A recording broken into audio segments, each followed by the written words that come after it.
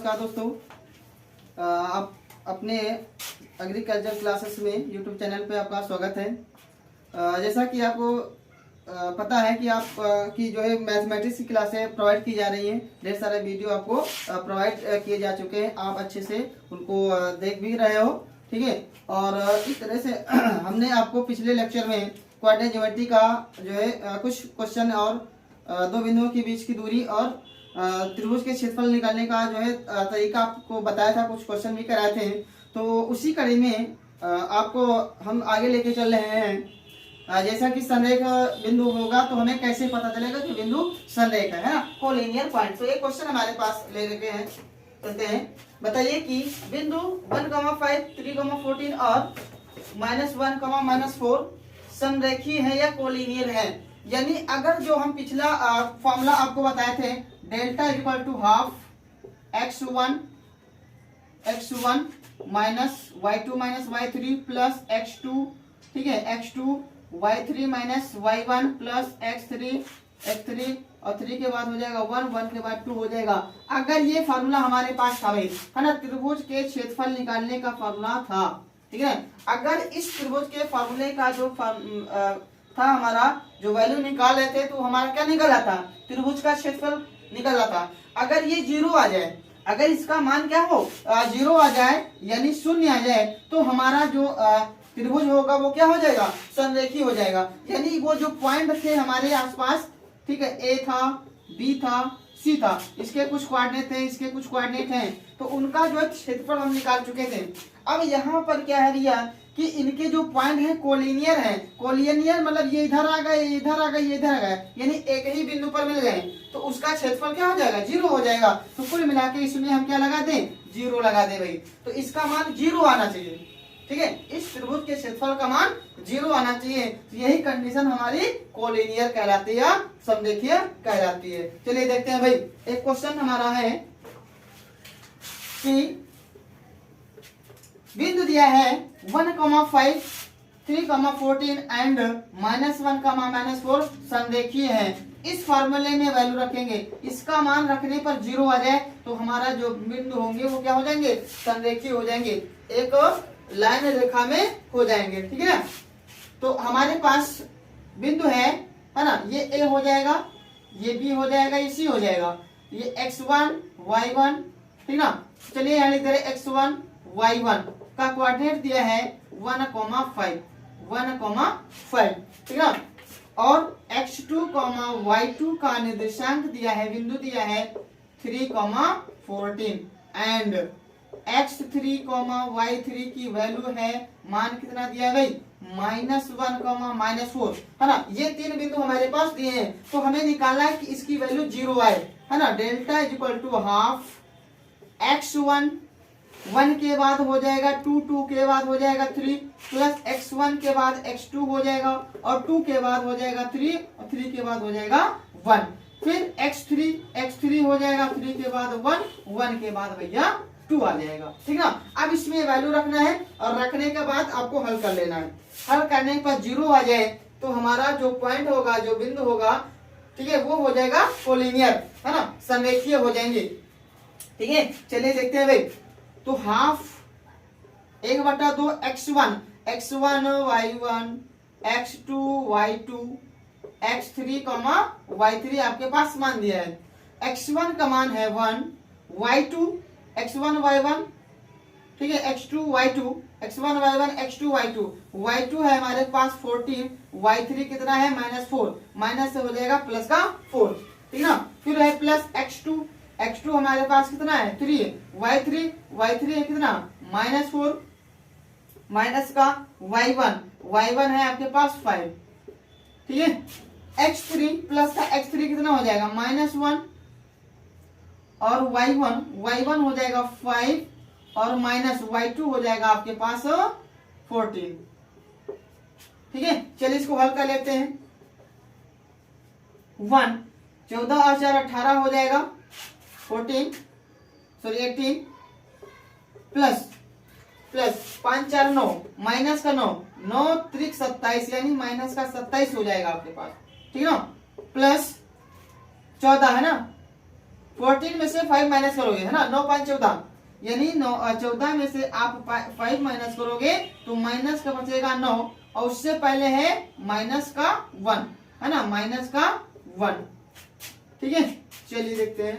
1/2 18 एकम 18 plus minus 27 minus 27, 9 एकम 9, और minus minus plus का हो जाएगा 9। ठीक है, अब इन दोनों को आप ऐड करोगे, कितना हो जाएगा 1/2, ये हो जाएगा 27, और ये माइनस का 27 है, माइनस का 27 है, तो ये प्लस माइनस 0 हो जाएगा। 1/2 इंटू 0 इक्वल टू 0। ठीक है, अगर इसका मान 0 आया है, इसका मतलब क्या है, ये जो हमारे पॉइंट है वो क्या है, संरेखीय है ना, एक लीनियर पॉइंट में है, ऐसे एक रेखा में है, संरेखीय है, कोलिनियर पॉइंट है। ठीक ना, ठीक है, इसका मतलब ये हमारा जो त्रिभुज का क्षेत्रफल आया था उसका मान हो गया 0। जो हमारा पॉइंट थे वो क्या हो गए, एक ही बिंदु पर आकर के मिल गए, तो कहने का मतलब ये पॉइंट हमारा क्या हो जाएगा, संरेखीय हो जाएगा, है ना। क्यों, क्योंकि इस त्रिभुज का मान जो है वो 0 आ चुका है। ठीक है, इस तरह आपको संरेखीय होने की कंडीशन आपको दिखाना है, वह विभाजन। ठीक है, तो अंतः विभाजन, अगर आपके पास कोई दो पॉइंट है, बिंदु ए बिंदु बी, ठीक ना, तो इसके कोऑर्डिनेट क्या हो जाएंगे, x1 y1 x2 y2।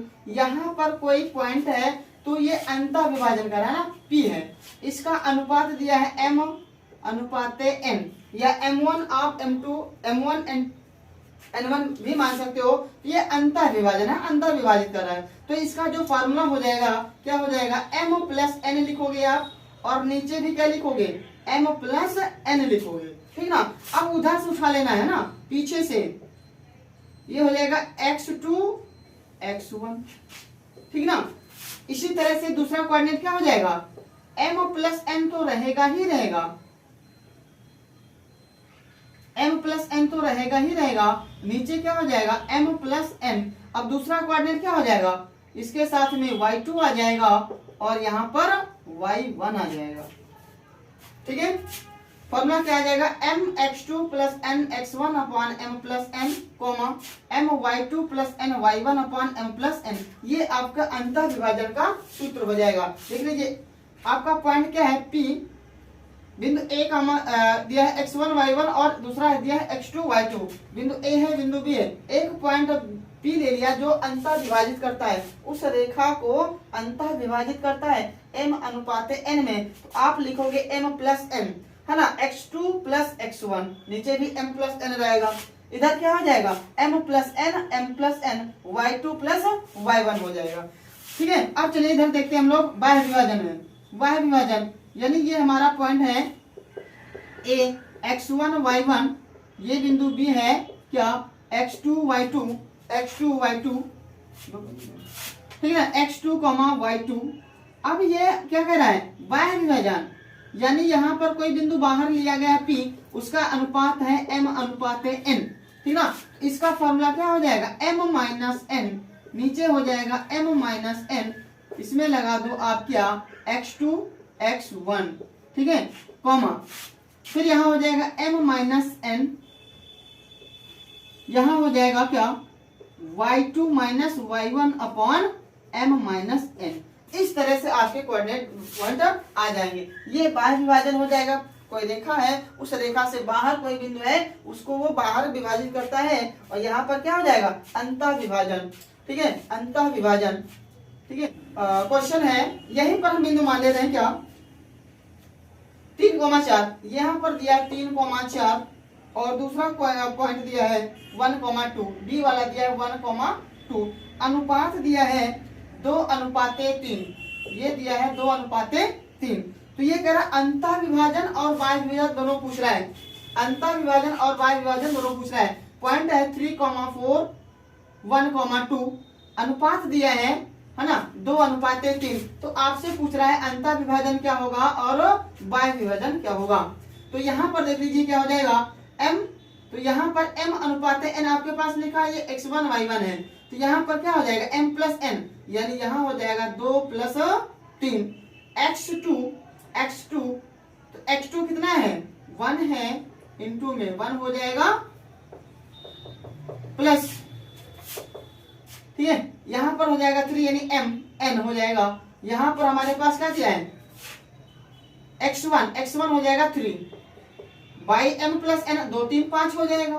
बात क्लियर, कॉमा यहाँ y आ जाएगा, m और n तो रहेगा ही रहेगा, m हो जाएगा 2 और n हो जाएगा 3, n हो जाएगा 3, y2 y1 कितना है 2 है, यहाँ पर 2 है और y1 कितना है हमारे पास 4 है, नीचे कितना हो जाएगा 2 3 5 हो जाएगा।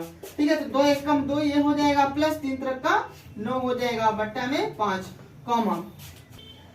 चलिए हमारा पॉइंट ये हो जाएगा अंतः विभाजन और बाह्य विभाजन। तो हमारा p क्या हो जाएगा x, y m x2 plus n x1 upon m plus n m y2 plus n y1 upon m plus n हो जाएगा। तो फिर हमारा p x, y क्या हो जाएगा, दोनों के निर्देशांकों को रखा और उसका जो अनुपात है m अनुपात n रखा गया। ठीक है, 2 1 कम 2 ये हो जाएगा, 3 तरफ का 9 ये हो जाएगा, बट्टा में 5 आ जाएगा। ठीक है, इधर हो जाएगा 2 दूनी 4 प्लस 3 चौक 12 ये मिलेगा और बट्टा में कितना हो जाएगा 5 हो जाएगा। ठीक है, यहाँ क्या चल रहा है हमारे पास p x, y, तो यहाँ पर p x, y equal to कितना हो जाएगा 9 2 11 बटे 5, ठीक है ना, कॉमा है ना, 12 और 4 16 बटे 5 ये हो जाएगा। ठीक है, तो अब यह हमारा क्या हो जाएगा, ये हो जाएगा अंतः विभाजन, है ना, ये x का मान है और ये y का मान है, यानी ये पॉइंट आपसे पूछ रहा था। ठीक है, p x, y का मान पूछ रहा था, तो ये हमारा अंतः विभाजन का बिंदु कितना हो जाएगा, है ना, 11 बटे 5 और ये हो जाएगा 16 बटे 5। ठीक है, तो ये हमारा क्या हो जाएगा अंतः क्या है भैया, यहाँ सिर्फ माइनस हो जाएगा। ठीक है, यहाँ माइनस तो m माइनस n हो जाएगा, m माइनस n यहाँ हो जाएगा और m माइनस n यहाँ हो जाएगा। ठीक है, सिर्फ प्लस के बजाय माइनस हो जाएगा, आपका हो जाएगा क्या अंतः विभाजन, नहीं ये हो जाएगा क्या बाह्य विभाजन। फिर पॉइंट हमारा निकलेगा p x, y, तो यहाँ इसमें वैल्यू रखेंगे कितना हो जाएगा p x, y equal to m x2, m हमारा m n है ना, ये हो जाएगा 2 x2 x1 y1 x2 y2, तो यहाँ पर हो जाएगा 1 माइनस n हमारा 3 है, ठीक है ना, x1 कितना हो जाएगा, यहाँ पर 3 हो जाएगा बट्टा में m माइनस n, अब m माइनस n, ठीक है, तो यहाँ पर m माइनस n कितना हो जाएगा 3 माइनस m ये है n ये है ना, ये हो जाएगा 2 माइनस 3, इधर m का मतलब हो जाएगा 2 y2 हमारा कितना है 2 यहाँ पर दिया है। ठीक है, माइनस n की वैल्यू है 3 और इनटू में कितना हो जाएगा y1 है 4 और बटा में m माइनस n यानी यहाँ पर हो जाएगा 2 माइनस 3, ठीक ना, तो यहाँ से हो जाएगा कितना 2 1 कम 2 माइनस 3 तरफ का 9 हो जाएगा और यहाँ पे घटाएंगे तो माइनस का 1 बच जाएगा। ठीक ना, फिर 2 दूनी 4 यहाँ आ जाएगा, माइनस 3 चौक 12 हो जाएगा, बट्टा में माइनस 1 आ जाएगा। यहाँ पॉइंट हमारा क्या चल रहा है p x, y चल रहा है। ठीक है, तो p x, y equal to 9 में से आप 2 माइनस करोगे, माइनस का 7 बचेगा, माइनस का 1 हो जाएगा। ठीक है, माइनस से माइनस कैंसिल भी हो जाएगा। ठीक है, 12 में से आप 4 घटाओगे, माइनस का 8 आ जाएगा और बटा में माइनस का 1 हो जाएगा, फिर माइनस से माइनस भी कैंसिल हो जाएगा, तो यहाँ क्या हो जाएगा p x, y equal to 7, 8 हो जाएगा। ये हमारा क्या चुका अभी बाह्य विभाजन, है ना, जो हमारा पॉइंट है वो क्या हो जाएगा बाहर उस बिंदु को प्रतिच्छेद करता है यानी इंटरसेक्ट करता है, p x, y 7, 8 हो जाएगा। ठीक है, इस तरह से हमारा अंतः विभाजन और बाह्य विभाजन यहाँ पर कंप्लीट होता है।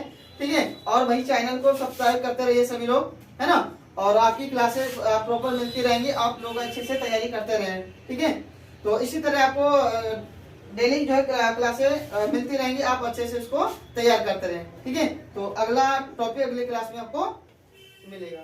ठीक है।